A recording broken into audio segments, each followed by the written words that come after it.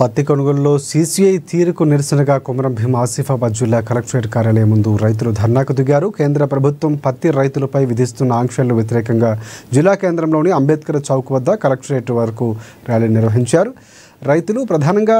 రైతులు కలెక్టరేట్ కార్యాలయం గేటును నెట్టేసి కార్యాలయంలోకి చొచ్చుకెళ్లేందుకు ప్రయత్నించారు.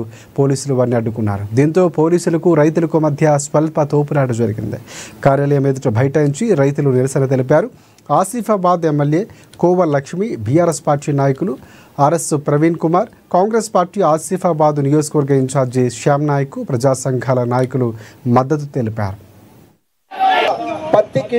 అధికారులు కానీ ప్రభుత్వాలు కానీ స్పందించి మనం కోరిన కోరికలు మన డిమాండ్ ప్రభుత్వము చెల్లించాలని,